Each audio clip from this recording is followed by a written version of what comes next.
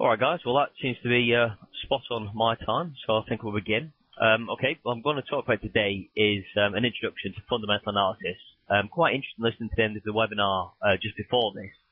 Some guys saying that it was difficult to hold on to positions and not get stopped out. The back end of this presentation really talks about trading volatile markets and how to adapt your stock. Some really kind of interesting points that were made before, and a lot of things that I'm going to cover, i.e. the trend is your friend, things might not always work for you that work for other people. And it's all about knowing your strengths and weaknesses and tying in the right things to the right style of the market and also the style of your trading. So some interesting points there. All right, guys, before I start, as always, I need to read a risk warning. Now, spread betting and CFD trading both carry a high level of risk to your capital with the possibility of losing more than your initial investment. These products might not be suitable for all investors and are only intended for people over the age of 18. Now, please ensure you're fully aware of the risks involved and, if necessary, seek independent financial advice. So again, this is educational only. The content of the webinar is the personal opinion of the moderator, not intertrader.com. The content does not constitute financial, investment, or tax advice. Okay, you're advised to discuss your specific requirements with an independent financial advisor prior to entering any bet. And intertrader.com is not responsible for disclaims all liability of the content of the comments during this session. So when we talk about trading fundamentally, and we talk about trading the news, we're really talking about things that shape the markets outside of the technicals. So we're looking for things that, what is an economic calendar? So in its simplest form, it's a list of scheduled macro events, indicators, government reports, policy updates, and speeches by influential people. I think it's really, really key as well. The markets have changed quite significantly. So markets do move off rumours these days. So you really need to know, that Trichet is not the head of the ECB anymore, and who's making policies in the US. What Bernanke is saying in the Fed. All these things can move markets on the slightest of rumours. And a lot of my old colleagues in the city, a lot of people have found themselves not keeping abreast with what's actually moving the markets, and be it rumours or not having the right squawk on, not reading the right kind of information. Because again, just because you don't know what a rumour, where it originates or what it is, doesn't mean you can't trade off the back of it. If the momentum and the direction of the market backed up any kind of opinion you've got, any technical indicator, or anything you've read, there's nothing to say you can't make money from it. So again, it's about adapting to the market conditions and always being ready. So we'll talk about economic release categories. There's the two main ones that we've probably all heard of. So we've got leading indicators and lagging indicators. So the leading, so these obviously, they offer the preliminary signs of potential up-and-coming change to the business cycle. So these are things, on our economic calendar we'll look at. So the consumer expectations, building permits, money supply. Then we've got lagging indicators. So again, these indicate a change after the economy as a whole did. Okay, so it allows us to assess the actual magnitude of a movement. So again, that's big things like our unemployment-related figures, our consumer and producer price index. So again, it's one of my little nuances that I like to talk about the consumer and producer price index, because it's so important when we're dictating monetary policy. So we're all aware that interest rates are low, being kept low artificially, but it is having a stress on inflation, okay? So the dollar in your pocket, the pound in your pocket is becoming less. So there will be big shifts in how government policy makers look at consumer and producer price index in the future. So I'm not saying it's in the next 3 months, next 6 months, but certainly this year, we will have to look at what these figures mean to the market. So again, it's all about building up the bigger picture, building up what all these figures mean, who's collating them, what the government policymakers are going to do with them, and again, how the market reacts to them. So what the market is reacting now might not be what the market reacts to in the next quarter or the up-and-coming business cycle. So again, it's all about putting a sliding scale of importance to what's working for you, mainly, and for what's working in the markets at the minute. So what counts? When we talk about what counts in the markets, it's still non-farm payrolls. So that is, again, we do class it as a lagging indicator. We can also call that a coincidental indicator. So it's such a big figure in the markets every month because it is the first Friday every month, and it does really give us the quickest indication of what the business cycle in the US is doing. So the US is still the biggest consuming nation on earth. Okay, so it doesn't matter. It's all about the strength of the US economy. You know, the more dollars in the pockets, the more jobs, the more the Americans are going to buy, and that will have an effect on a global scale. So number 2, interest rates announcement, again monthly. Haven't seen many changes, but again, we do get the odd unexpected cut. So when the cutting cycle stops, which I believe it has, when we can't go any lower, which we can't really, you know, there will be a tightening cycle, and we'll have to look at, you know, bring the interest rates up to encourage savers and to stave, you know, off inflation again. So GDP, we can do, obviously look on the quarter-on-quarter figures or the year-on-year. So again, very, very important, a good measure of the strength of a country, its economy, how it's doing. So again, always good to look at China, India, but then again, you know, look at the staples, you know, look at what's happening in the Eurozone, look what's happening in the US. Because again, it's back to the simple trading philosophies that the trend's your friend and markets are self-fulfilling. If you're looking at the same figures and building a view, then people are going to trade with you, with your opinion. There's no point finding perfect levels. There's no point finding, you know, a new spin on a figure if no one else is going to trade that way. Okay, so it's just another way of just interpreting this data and making sure you've got these things in your armory. So again, number 4 and 5, we have consumer price index, what a consumer pays for a basket of goods, and the producer price index, what it's going to cost the producer to manufacture these physical goods that we all buy day in, day out, all over the globe. So this is just an easy view of an economic calendar on InterTrader.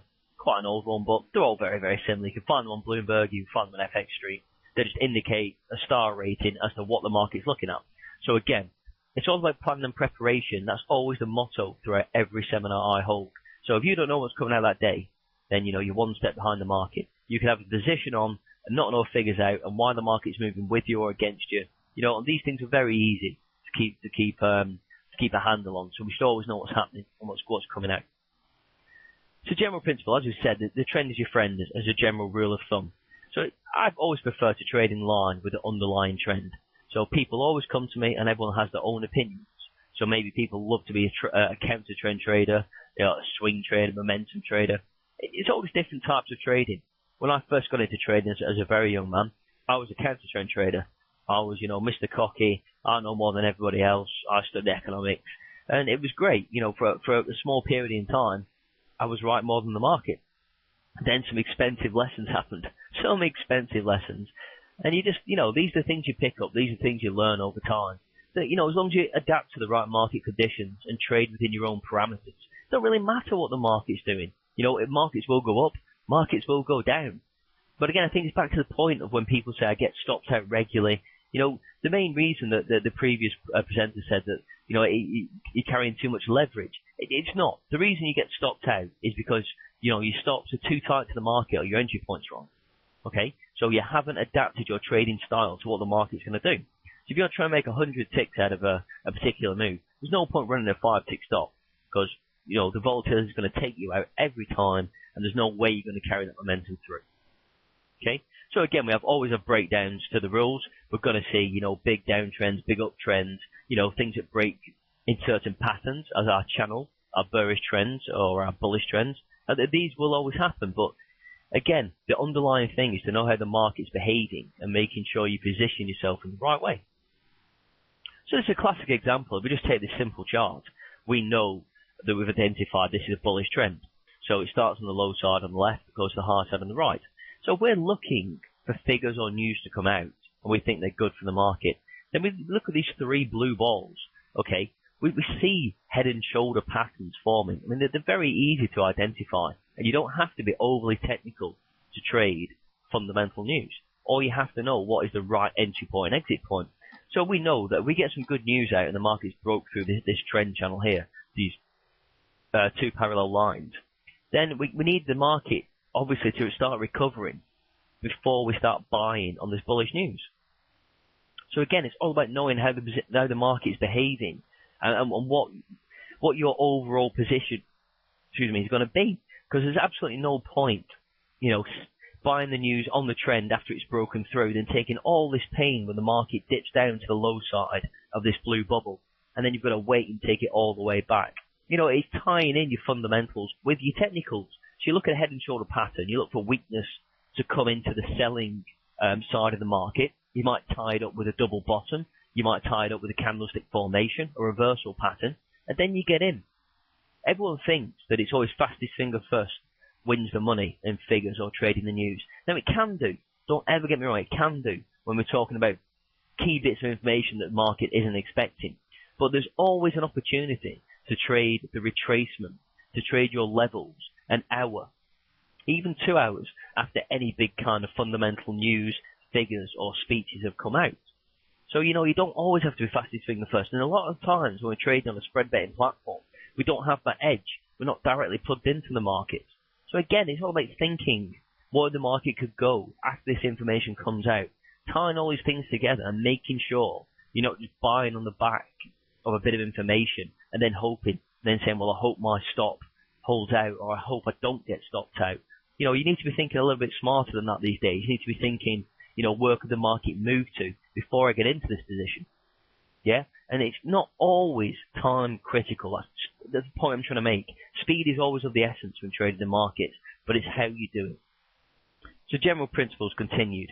I mean, there always is a higher level of risk ratio when trading the news because it carries a level of volatility.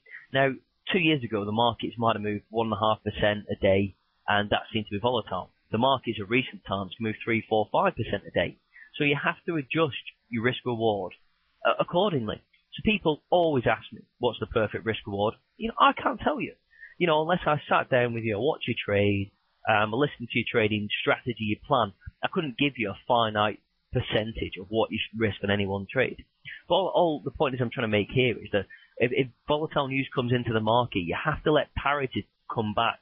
So markets trade a specific buy and sell price because all information is known. So when there's new information coming into the market, be it a figure, be it a key bit of fundamental news, maybe something huge like a terrorist attack, it's going to take people time and then the market's time to filter through and build up a new picture of what that information really means and what it's going to do to the market in order to where it's going to go. So it's always dead important that we look at levels of resistance and support. We look at how far the market could move on a daily basis and tie that into our risk strategy. So again, it's all about looking at the bigger picture. Look at your weekly levels, highs and lows, your dailies, and then look where the market could trade in between that. Because that's going to give you a better idea of what's going to go, where the market's going to move to. Better than things like we've already mentioned in previous webinars, like you said, things about Elliott's wave and, all these kind of things. They're just technical indicators. That's all they are. They're just going to tell you, what could happen. They're not going to tell you when it's going to happen. That's your job as a trader. So again, it's just tying all the things at our disposal into what we know and then trading around it. So again, it's just an example of trading the news in a very similar way. Again, if we see our trend level and we see it break through, we need to be able to put our stops in a reasonable place. So if we look at the two lines that are coming down vertically, and we see some information come out, we've broke through this trend channel, but we've seen levels of support where the market's finding a bit of parity. So the market, if it is good news, for instance, we know where the market is going to go. It's going to try and reach back and test the first support line in the trend channel and then break into it. That's what markets do. So where our stop needs to be is a combination of where we think the market could go, on the upside, but also, quite importantly, where it could go on the downside. So there's no point just buying it again, on any kind of random level and then just expecting the market to go exactly where you want to in a specific amount of time. So again, it's just another indication of that you can put your stops down here and maybe you have to wait maybe 2-3 hours for this formation to break back into the trend channel and to move up. And then we even see a breakthrough on the upside past the two parallel lines just on the right hand side. So these are other quite important things because everything's time specific when you trade in markets. It'd be great if we could get a piece of fundamental news and we buy or sell the back of it, and then within 14 seconds, name a crazy amount of time, we're 100 ticks on time and we've banked our profit. Now, if trading fundamentally was that easy, then, we'd all be millionaires. And again, I've traded some of the biggest economic data that's been out, including surprise interest rates, revaluations of currencies, terrorist attacks, and these things take time. So if you're looking at a normal trend or a normal bit of information that's just going to filter through the market, you have to give it enough time to develop and enough time for the market to do what it needs to do. So again, we're looking to get long where our two horizontal lines are. Yeah, then we've got to give it time and put our stop far enough down to let the market retrace before it inevitably breaks into our trend channel. So prior to any kind of announcement, and we're talking about economic announcements here, things that are scheduled, and there's always going to be a tight range. Okay, so this confirms that traders are sitting on the sidelines and expecting this announcement. So again, it's something I teach very, very often, that if we know what is happening in the markets when these figures are released, then what we do is we save our ammo, we save our bullets. We know what time these events are going to come out, so we don't trade the hour before. We get in the right frame of mind, we do some research, and unless we see a great opportunity, we wait for the figure, we wait for the announcement. I mean, that's just really kind of fundamental to any kind of trading. We need to be prepared at all times. There's no point, well, okay, there is a point sometimes of preempting the market. Your opinion is as valid as any other trader on the planet. Just because Warren Buffett comes out and says he's going to buy this particular share, he's got the luxury of never have to worry about money again. We're not in that situation, so our opinion is just as valid, if not more so, when we're pressing that button, because it means more to us. So again, it's all like giving yourself the trading probability. What's the most likely outcome of me trading successfully? Is it 40 minutes before this figure, or is it the 40 minutes after this figure? So again, just something to look at. I'm not saying you have to do it. It's just, again, a way I've been brought up trading, and to be regimented and to understand what's being released into the markets and when. So identifying the trend. So again, as we've said, identifying the trend is very, very important because it is a massively powerful tool. When you're going with momentum and you're also going with volume, it really does give you that extra bit of comfort. And when we said it would be nice if trades instantly went on side, the more likely you go with the trend, the more likely this will happen. Okay? So again, I mean, you can observe the price trend by the candlestick charts, rising bottoms for a bull market, follow tops in a bear market, easy stuff. Just draw simple 45-degree lines. I mean, a lot of people come to me and say, I'm using MACD with a slow stochastic and a moving average, and a lot of people can make charts far too complicated. Again, as I said to you, if you're looking at the most obvious things, then that's self-fulfilling. The most obvious things and trading against the most obvious things will make us the most profit in the long run. And it's not just me saying that, and it's not just my opinion. That's just the way it is. If you go with the trend, you're more likely to get more winning trades on average than counter trading. Okay, so we can look at a fairly standard graph now. I mean, as I said, that example we talked about rising bottoms, all these kind of things. Quite simply put, it goes from the low side on the left hand side to the high side on the right hand side. Our moving average is this red line, as we can see, and it moves. It's moving up to the same degree as if you draw an absolutely perfect 45-degree angling. Yeah, that would catch all the bottoms of this market to prove that it's there's a rising trend. Why an 87 day moving average? Why not?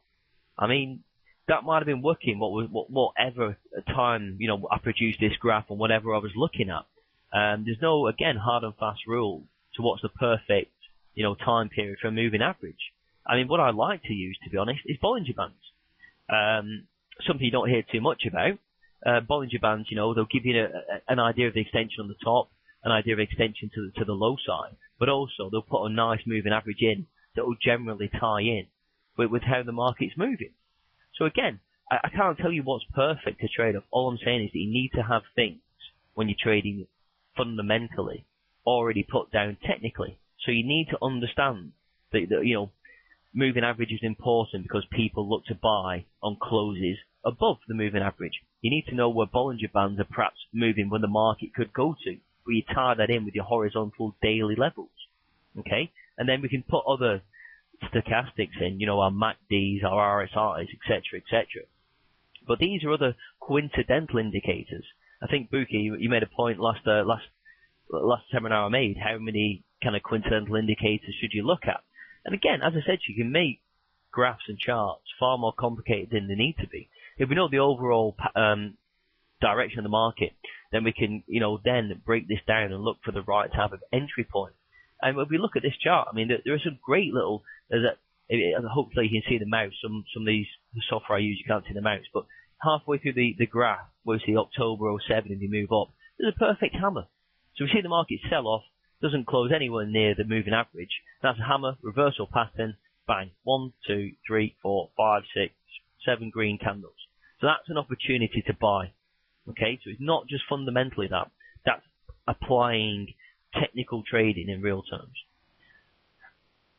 So when we talk about different ways you can trade fundamental news and different ways you can trade anything that comes out, to be honest, you can do it in 3 ways. So you can take a position prior to the market release. You can set opposite orders open and outside the current range, and you can trade the aftermath. So again, as always, when I do these presentations, I have seen people make a significant amount of money by trading before the figure's been released, by having their own opinion and going with it. I've seen people make plenty of money by setting opposite orders, and I've seen people make a lot of money trading the aftermath. I generally always only trade the aftermath because, as again, this is what works for me. This is what I have the confidence in, and that's how I make money. 12 live trading sessions in the last 12 months. I'm up £9,000 on minimum size. If you want results, then that's results. Okay, if I lose, I keep my losses small. That's fine. But if you tie them with your trading plan and you can make consistent money, and then you see these extra bits of money as a bonus, then that's one opportunity a month to make good money. So again, just the way about planning, the way about thinking about your trading career, because trading's a marathon, not a sprint. Again, I don't want to use cliches or cheesy terms, but these are things I learned, and I learned a lot of these the hard way. Okay, and some a lot smarter people than me taught me these lessons. So when you talk about can you profit, I mean, using this strategy is basically taking a position before something comes out. So approximately 30 to 60 minutes prior to release of any data, the market should be fairly quiet, so you can take a position. So again, this is entirely up to you. Identify the current trading channel, the current trading trend, anything you like. Put your stop losses around where you think could be a good kill zone, where you're definitely going to be wrong. Okay, so you don't lose too much money. Trading, the big part is not getting into a position a lot of the time. It's managing the position onside or offside and where you get out. Okay, there's no point being a hero, taking a view, letting your trade go wildly offside and then cutting out and then going afterwards. Well, what's wrong with that? What are we going to gain as traders from that? We're going to get no satisfaction. We're not going to get any positive reinforcement. And next time when we could trade off the data, or we could trade off our inkling, we might not do it. We might get frightened out of a trade before it's even happened.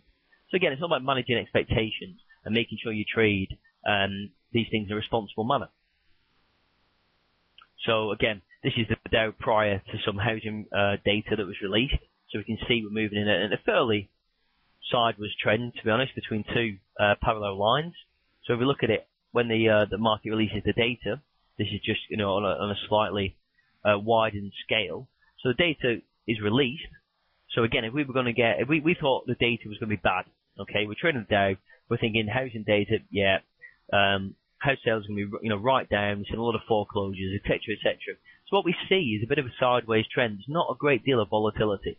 So anywhere, if we think about it, depending on how small this timescale is, if it's around about 5 minutes, then when the market's kind of trading downwards, we can still get short, even though we're at the bottom of the range here.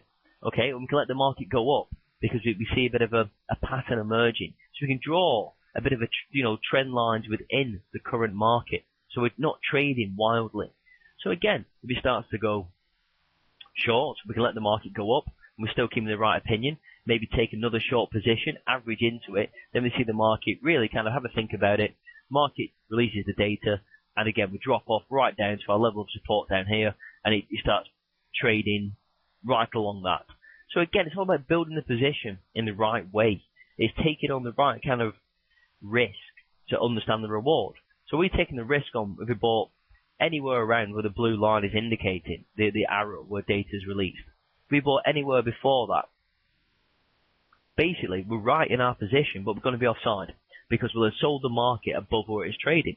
But if we still manage the right kind of risk reward and, again, average into our possessions near the top, can we then wait for the data to be released and then see what happens? We're trading it in a more structured way. Right, but okay, yeah, to go back, he's not really going to tell you how to set it up. This is just, again, the examples, okay? So it's just showing how you manage or you get into a position when there is a tight range. So if you're looking to take a short position, then any kind of time the market moves up and you trade within any kind of established trend lines, trend channels, or patterns, you can take a responsible position, even though you're wrong, if you manage it in the right way. So again, it's just about it's having an opinion, being right, and continuing to stick with your right thoughts and your entry points, rather than trying to chop and change and think, am I right? No, get out. Sell, it's gone up. Sell, and by the time you come to sell and the market releases the data, then you get it out for a very small profit or for a scratch. So that just isn't a prudent way of trading figures if you're going to do that. So you have to take a view, take an opinion, manage your risk portfolio around that, and then keep it for the right amount of time for the data to be released and to prove you right or wrong. That's the whole point I'm trying to make from trading before data is released in the market. It's holding the stick at both ends. So really, this is another way of trading. So we know there's a fairly tight market or tight range before the data releases the market. So all we do is we look for extremes. So we know when the data is released, the markets will spike up or down. This generally always happens if the figure's a little bit out of line. So what we're looking to do is to find highs and lows where we can get quickly filled, let the market come back to equilibrium before it then continues with its trend. Okay? So again, rules of this are that you can't put too many orders in and you can't put them too close to the market, because again, you might get filled on too many orders that are going to give you the wrong risk-reward strategy. So if you're putting 3 lots of orders, 15 ticks, a total of 15 ticks, so every 5 ticks outside of the market, the likelihood is you're going to get filled in every one of them, and then you might not want to. So you're taking on a whole different position than you could have done originally. So you might put, one particular level, 35 ticks outside the market. If you get filled on that, you know it's an extreme of the market. So the likelihood is, when it's hit unfilled, it will try and get back to equilibrium. So you can take that difference, or take a view. It'll buy you some time. So again, it's just another way of approaching the market and using what we have at our disposal. Anybody can put orders in the market. That's what we see. That's where the market has depth. People being able to put trades up and down the markets. So again, this is an example of holding the stick at both ends. Now we see quite a lot of volatility in the markets here, and again, we see a moving average going through the middle of the chart. So we're all looking for the extremities of the market when we're trading in this way. I was getting a few questions coming through, so I'll just pause for a second. So how do you work with increased spreads? Well, if you work with increased spreads, then you have to know what's in your order book, what your total liability is. There's no point having £1,000 in your account and then putting 20 trades on either side of the market, because the likelihood is if you get filled on these, it's going to be too big for your capital and you're not going to be able to hold on to the positions. So it's making sure that you trade within your limits. So trade the size, the physical size of what you can afford to trade, and put them far enough outside the market to give you some sort of chance. If you put them 20, 30, 40 ticks outside the market, then you won't get filled in them all. If you're trading basically just outside the range and your orders are too close, then the likelihood is you'll get filled in a much bigger position. Then you might not want it. So it's just about being, proactive and using what is right to your absolute maximum capital and your exposure. So that, you work it out. You can just do a simple math. £1,000 in the account, you're going to put 5 orders in. Well, then just divide that up and then put them far enough outside the market that, the likelihood is, unless the world ends, you're going to get filled on all these, these orders. So again, how many times the price goes exactly the opposite way of the figure, of the release would you indicate? Why is that?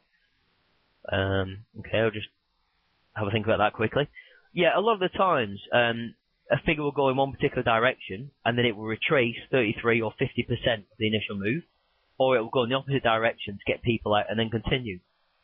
There are lots of different ways of trying to explain this, but the basic one is that the markets will move in whatever ways the markets want to move. So if the markets move against what the figures are initially telling people, it's to get people squeezed out of the market, to get people out of the position when they know they're right and the market knows they're right. But that's what I'm saying. You don't always have to be fastest finger first. You can get the market move up, move down, come back to equilibrium, and then trade. There's always a second wave. You guarantee you watch me trade any live figure, and then the first 5-minute candle, that will retrace 33% 9 times out of 10. And then that's maybe my entry point, and then we see a continuation. Don't know why this happens. I'm sure there's lots of clever people out there that have lots of, philosophies on this and lots of clever techniques they could tell you. I'll just tell you what I know. I'll just tell you how to trade and how to make money. That's just what I do. And that's just from years of watching the market. That's just, yeah, exactly. So go with a better wave. Go with the second wave. Let the market go. Let the market retrace, which is just people taking profit. And then, let the market do what it needs to do. You can talk about Elliott's wave. You can talk about Fibonacci. They're just mathematical formulas. So if 100 people buy a stock over a 5-minute period, how many people will keep that stock? Yeah? Not 100 people, because people will get out for profit. So maybe 30 people sell. There we go. That's your 30% retracement. Then the market continues to go with the underlying information that's put in. The market continues. So again, it's about using waves and using timing to your advantage. Just because you miss an initial move or piece of information doesn't mean you can't make money out of it. Again, it's just sometimes it can be a lot more rewarding letting, especially with big figures like non-farm payrolls, letting the figure come out and then just waiting literally 5 minutes, waiting for one 5-minute candle to build up a pattern and say, okay, where did it open? Where did it close? Where are we at now? Because you guarantee that's not the end of the move. So again, it's just about using all the things in our arsenal and using the techniques of fundamentals with the techniques of technicals that we should all know. So none of this is new. I'm just saying it's how we use it. So are you sure where the market's going? Okay. So the method involves trading the aftermath of an event. So you wait for data to be released, and then you watch and you wait. So it's just like I said to the previous question. Then you don't always have to trade the initial first move. There will be at least 2 opportunities if figures out of line to make money, and the markets will come back, they will retrace, and they will continue. That's why we have all these things called Fibonacci, Elliott's waves, RSIs. That's why we have them. If the market's just went in one direction in a straight line, we wouldn't need them. So again, it's all about building these things up, and again, it's keeping a figures journal. How did you trade this figure before? How did it react? Is it a good figure, bad figure? What's the best market to trade for this figure? Was it volatile? Did it, come back to me quickly? All these things we can start to build up. So again, we're looking at the next level. So again, in perfect hindsight, we can trade in all different ways. Okay, the market's moving down here. So what we have is a perfect example of Fibonacci. Okay, so this is where the US initial jobless claims come in. Okay, so we see a bit of a, the market's already coming down at this point, but then we see the initial move is coming through here, and it bounces.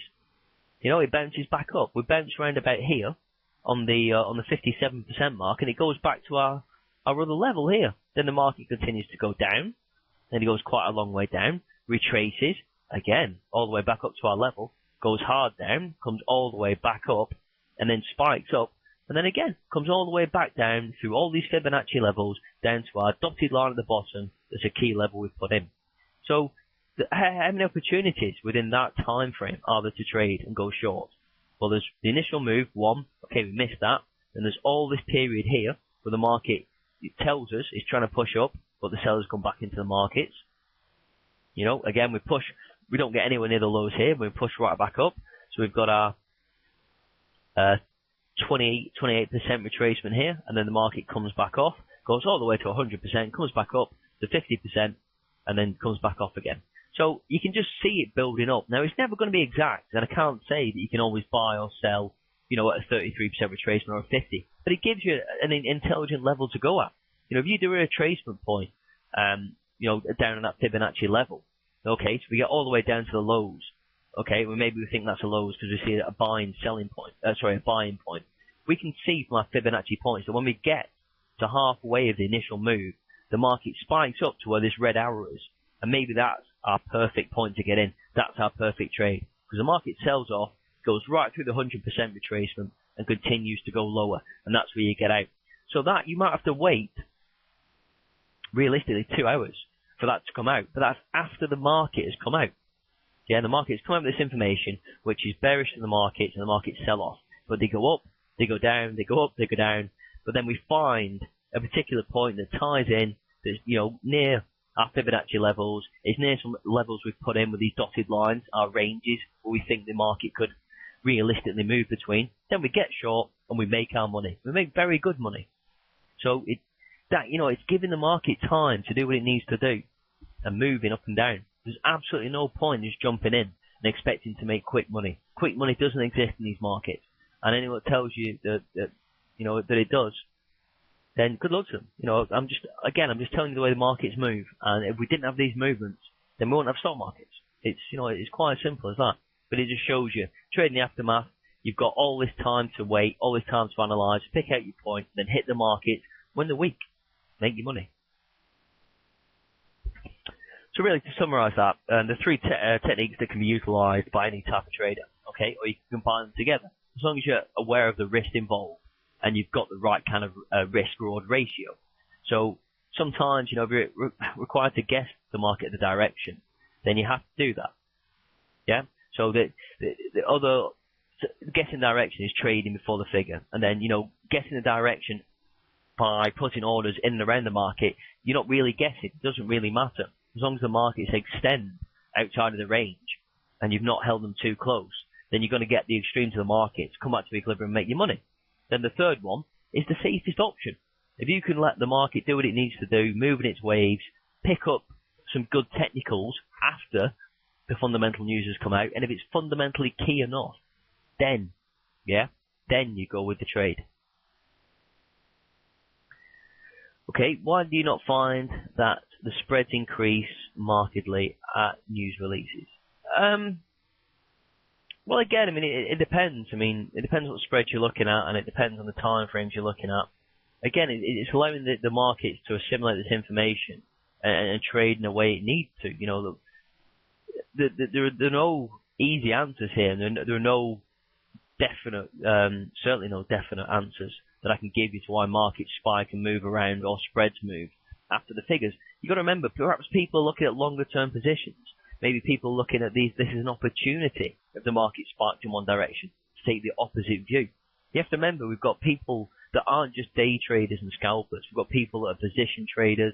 I've known people to take huge positions over non-farm payrolls to get a better price for the trade they're going to hold for the next month. So again, it's just trying to piece in who's trading the market at that time and where the market could potentially go. Okay, so how to conserve money in volatile markets. Alright, so this is a bit of an add-on I've just done, and it hopefully might answer some of these questions we've had before about how we conserve our money in volatile markets, how we keep to our stops, and what can really help us when the markets are really winging around and could be quite nervy. So there's 5 key things that I always say, and these are the fundamental things I always fall back on. If I'm having a bad time trading, keep to your rules. We should all have some sort of trading plan, no matter how basic. We should keep to these basic core rules and make sure we stick to them. Be them psychological, be them physical, be them monetary values. All these things, we should have written down somewhere and make sure we've got some idea of where we're going to be. So pick the time of day to trade. We're just human beings at the end of the day. Some people are morning people. Some people aren't morning people. Some people prefer the afternoon. Some people don't. Again, these are all the different things that we need to really kind of bear in mind. So number 3, use stops. Again, use them in a responsible way. Use them in a positive way. These are not your safety net, but sometimes you can put a trade on and say, right, I've calculated. I'm going to try and make 80 ticks out of this move. So I'm going to put a risk reward around 4 to 1. So maybe put 20 ticks stop in, and I'm going to put that into the market so I know if that stop is set off, I'm generally wrong at this particular period in time because it shouldn't go past this level of retracement, Fibonacci, Elliott wave, RSI, whatever. Doesn't matter. Okay? So it's just what we call almost like a kill zone. So then again, There's nothing to stop us in these volatile markets to trade smaller size and then negatively and positively average. So something you'll see me do quite often when I'm trading. If I'm trading quite small size, I'm quite happy to let the market go against me and to buy more or sell more at a cheaper or whatever I perceive to be a better price. I'm quite happy to trade like that because, again, it's my style of trading and I'm comfortable doing it. And if I'm trading small size, maybe half or a third of the size I'm trading normally, then I've got a third of the risk reward I can use up in my favour. So when people are getting frightened and scared out of the markets and the stocks are going off, I'm actually buying or selling more. So, and again, not for everybody. It's just another technique of trading in volatile markets. Then number 5, obviously, managing your size, being realistic. So rules. It's always important you've got your trading rules in front of you. Okay? So if you ever watch my Trade for a Living course, I can always send the details afterwards. I give you a trading plan. I tell you all the things I was taught that were drummed into me of what you do before you turn up to a trading session. If you think you just turn your PCs on and trade away, anyone, you can do. It's your money. But if you're not going to give yourself rules and the best possible start, then you're always going to be in the back foot. Okay? So make sure your rules take into account the obvious things, right? Your capital, how much you have in deposit. You can't just be scrabbling around trying to find your credit card or deposit more money if a trade's going against you. You have to be trading with what's in your capital reserve at all times. Yeah? So your trade frequency, how many times you want to trade that day, what kind of size. Okay? Know the market conditions and the volatility. Change your rules accordingly. So like I said, if you're a swing trader, a momentum trader, it doesn't matter. If the market's going to move 2 or 3%, or they have moved in recent times, then there's no point keeping to a stop that you set in your rules 6 months ago, a year ago. But what would the point in that be? Absolutely no point at all. So again, these are all the things that are very important when building your rules, making sure they're current to the market conditions, and also all these factors, your capital, how you're feeling, your trading. So time of day. So you're trading the UK markets. Okay, just quite a simple question. Maybe, you get initial moves in the morning, then it won't trade until the afternoon, when the US market's open. What happened in the overnight news? These are all the things we can build quite easily into our trading plan, our trading log, and try and identify when we make the most money. Maybe as simple as that, 9% of your trades you make in the afternoon. Well, why don't we take that extra 10% out and just trade in the afternoon? It can really matter. It all depends on the people. We're all human beings at the end of the day. And as long as, we can do a bit of half-decent self-analysis and ask ourselves sensible questions, and there's no reason we can't learn from these things. We all learn from history, previous mistakes. Okay? So again, what time period are you trading? 5 minutes, or are you going on 15-minute candles? Maybe dailies. Again, trade around when the markets are giving you these signals, these indicators. So use stops. So again, this can be seen in 2 ways. I guarantee I'm going to get questions or objections or whatever. Feel free to say anything you want, guys. There's nothing to say I'm right on this, nothing to say I'm wrong, apart from this just part of this particular presentation. In volatile markets, you should use stops. Okay? So I've just contradicted myself by saying that I generally don't use stops when the volatile after a figure. I'm happy to negative or even sometimes positively average. Yeah? But again, I'm only going off the way I trade, my style. I may have waited 2 or 3 days for this figure, so I've got 2 or 3 days more capital, more money in the bank. I've researched the figure, I know what can happen, I'm trading the right kind of size, so I don't need to put a stop in. Not to say I don't know what the market's going to do, I don't know if I'm going to get stopped out, but if I manage a position and I can adapt to the market conditions, yeah, that's down to me. But all I would say, if you're new to trading or you haven't traded these figures before, give yourself a finite stop so you can always get back in. If you get stopped out for what you can afford, you can always get back into the market. As I keep saying and I keep stressing this to you, if the market interprets the information, the fundamental information, in the right way, there will be a retracement, a wave pattern, and it will always continue with the trend if these correlate. Okay, so again, it's a common term to use, always get stopped out of trades, and you can really look at that as your entry point. Okay, so there's no point just buying just after a figure when you might have missed 20, 30 ticks and then saying, well, I got stopped out of that. Where was your timing? Maybe the market went up 20, 30 ticks, came back instantly 30 ticks, then you trade, so you've got all that stop put back in place. You're not trading when people are getting out of the market. Yeah, so very important that we look at that. So again, as I said, negative or positive average. So again, this is just the terms I use as a trader. So negative average is to buy or sell more when you're offside, when you're losing money. So you buy it at a cheaper price or you sell it at a more expensive price, and you average in your position. Okay? So hopefully you understand that. Then a positive average is when you're onside and the trade's going with you, and then you buy more or sell more into that trade to keep the momentum going. So another technique you can use, and that's all about, again, trading with the right kind of size and then making sure you can manage the positions around it. And then again, managing size. When you're trading in volatile markets, you want to be trading ultimately less size, depending on your trading style and how you're doing. You know, sometimes you have to run smaller positions in order to get the bigger moves, because the markets may come against you and do these wave patterns and retrace, keep telling you you're wrong. No, I must be right. No, I'm wrong. You have this battle with yourself. Then the second you get out of the trade, the market goes exactly where you expected it to go. Now, again, it's another phenomenon I can't really explain. I'm sure there's a professor out there that could tell you why. All I'm saying is that if you follow my kind of rules and my kind of thinking, you're in a better position to manage how you survive this style of volatile market. Okay?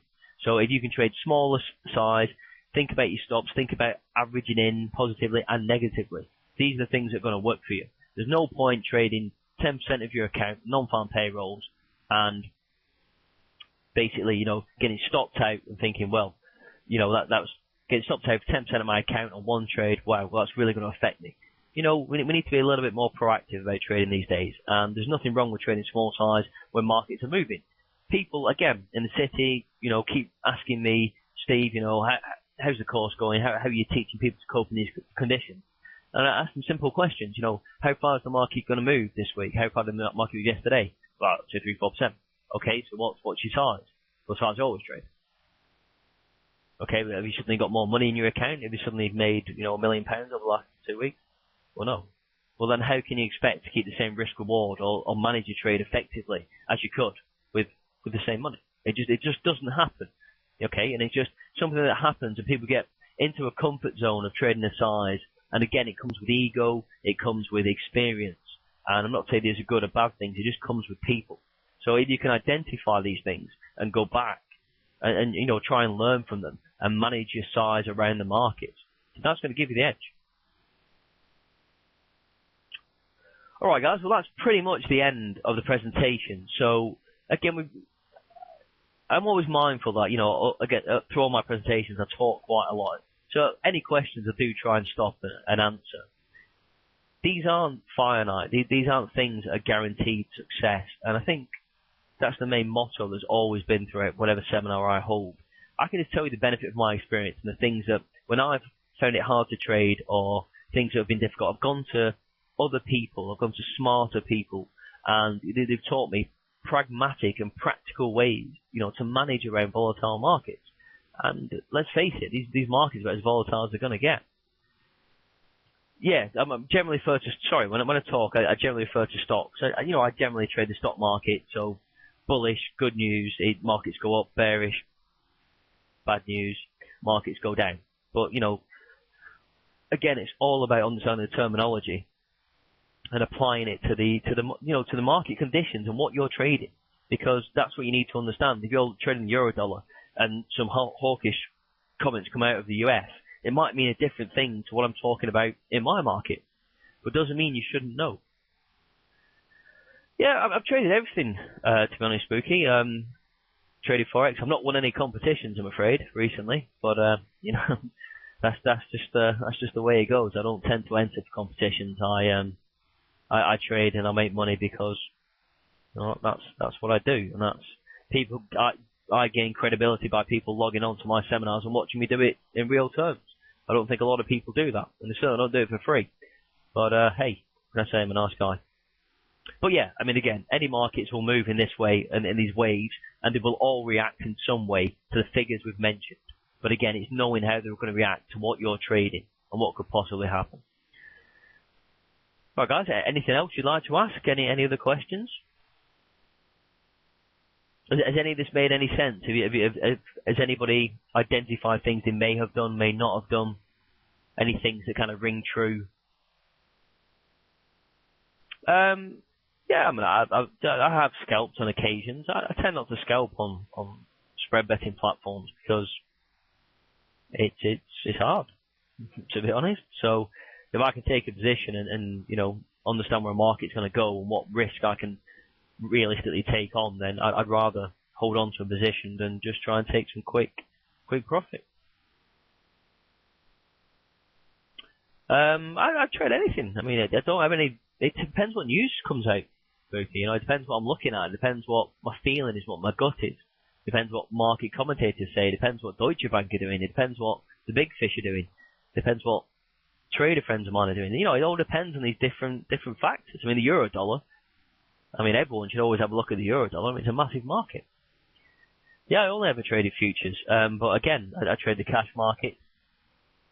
They're all the same. You can look at any chart, over a time period, and eventually they'll all look and act in a similar way. So, to me, I could be trading pork bellies, I could be trading Guatemalan rare coffee, I could be trading anything. It doesn't matter. As long as I understand why a market's moving fundamentally, or have some inkling, and I can put some technical patterns in, then, that's how simple I can break trading down into. That's all I can do. Alright guys, anyone else with any questions? Anything you'd like to add? I'm writing more stuff all the time that would be interest to you guys. I've taken some feedback on board actually. So I've got an advanced candlestick presentation and trading that with oscillators. So again, I'll try and prove to you through charts what I'm talking about and how you can marry candlestick formations up with different oscillators. I'm writing things on Elliott's wave, so you can listen to that. I don't use it, doesn't mean I can't use it or it's never going to be relevant. It's just, again, I'm trying to give everyone the information and in my style. Again, I never try and preach. I try and tell you, that things have worked for me, things haven't worked for me, and how I've dealt with it. Okay, one thing that bothers you: how can you make a living trading unless you have huge capital amounts? Most people, you say, can only make 30% a year. Well, I never said you could only make 30% a year. I never quoted that. Yes, you need an amount of capital in your account, certainly. But it's trade for a living, as in supplementing income or trading instead of a job. So I don't know how much that means to you or how much that means to other people. I know how much it means to me. But, yeah, I mean, maybe trade for a living is... We've changed the name slightly. It's called the building blocks of trading now, because it can be misconstrued. I don't want to tell you I can, guarantee you're going to make money. That isn't my style. Never has been. I can just give you the building blocks of how to set up a trading plan, then how to follow it, more importantly, how that will help you in the markets, and all the different things, fundamental, technical, you can pull into it, and then go away, formulate your own trading plan, because that's very important, and then how you follow it. And I'm always here to back you up and be here with ideas. So yeah, okay, it's not essentially a trade for a living course, it's the building blocks of how you'd go about it. But you don't need as much capital as you think, to be honest. I mean, I've taught people that start with £1,000 made £100,000.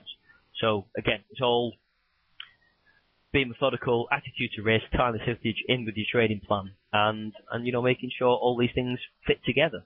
There's no, if I'm writing a book as we speak, and if that's going to make everybody that reads it, a millionaire trader, then I guarantee it's going to be a bestseller. But that's not what it says on the tin. It's a book to teach people the practical ways to approach the markets and yourself and your own mind, and be able to approach the markets in a way that'll give you the edge. It's not any more than that. I have no magical secrets, unfortunately. I just have experience. With interest rates, do you wait for the announcement at the end of the conference? Yeah, I mean, from time to time. I mean, it all depends. I mean, you get a lot of volatility, especially when the markets are thin. I mean, I've always traded in the UK or abroad, so these generally come out quite late. And, there's a lot of things to be taken into account. But I think, the thing for me is always the tone, the way, the meetings go, the hawkish, dovish comments that come out, how people try and position themselves. Again, people like Trichet knew how these things would move the markets. We'd never give you anything. So you almost have to read between the lines. You have to become an expert, understanding how Trichet used to speak and interpreting that. So it's all things that take time. It's all things we can learn. But you know, again, there's no definitive dictionary, there's no definitive answer to any of these things. It's just how you interpret them and how you approach the market with it. Well, I mean, give it time. Give it time. No one says you have to be an expert trader right away. And you know, it's a sprint. It's a marathon, not a sprint. So you have to build up your knowledge. You have to build up your trading style. You have to build up your confidence and your reserves. You know, you can never just go in and expect to smash a particular comment or figure. That's the whole point. That's why I try and bring the technicals into it, so we've got some reasonable framework we can work around without causing ourselves too much undue stress. All right, guys. Anything else? Again, I'm going to get the time to wrap it up anytime soon, I can imagine. So any other questions we'd like to bring to the table? Again, remember, there's no right or wrong questions or answers here. You know, I appreciate all the feedback you give. I mean, I do a lot of presentations, obviously, for Intertrader, and I'll send a follow-up email so you can watch. But you know, I try and just give you kind of practical advice that you can take into the markets and do what you can with it. You know, there are, as I'll reiterate for the final time, that there's only one trader that can put the trade on, and that's you. So as long as you've done all the work around it and you're as positive and prepared as you can, that's the edge you're going to have. How many are bank traders taught similar to this? Ooh. I don't know, to be honest. That's a real tricky one. I almost try and teach people to trade in the bank manner. I was always a futures trader and always self-backed. I just made enough money to trade like a bank trader. So I don't know. It's very difficult to answer that question, to be honest. Because again, the majority of these guys trade with our money, as well we know. So I don't know exact figures, but no, bank traders approach it in this kind of way. They do a lot more analysis than your average trader, and they'll wait a lot longer to put trades on. And again, bank traders are people that will be selling a good non-farm payrolls for the stocks when it's ramped 100 points. That's what bank traders do. You know, it's not trying to get on the back of moves like intraday traders like we are. So again, all about knowing who's involved in the market, where the paper is. So bank traders, they trade paper, and where the size and where the momentum will come from. All right, guys. Well, again, some brilliant questions there. It's been some good interaction. Yeah. So we've got some more seminars coming up. I'll be back on the 16th to do. I'm going to be hosting the monthly session in February. So you'll be able to take the two parts of my building blocks of trading. So I'm going to teach you how to get a trading plan. I'll give you one as well. I'm just generous like that. And then you can take this into the markets and tell me if it works or not. Anything else you want to know, you can always find me, Google Trader Maker. I'm always available. And I'll send you all a follow-up email, as I always do, just to kind of touch base. But guys, been a pleasure. Thanks for the regulars. Mano, Buki, Thomas, great to see you. And I'll speak to you all very, very soon. So if there's no more final questions, I'm going to wrap that up, and we'll call it good night. Cheers, guys.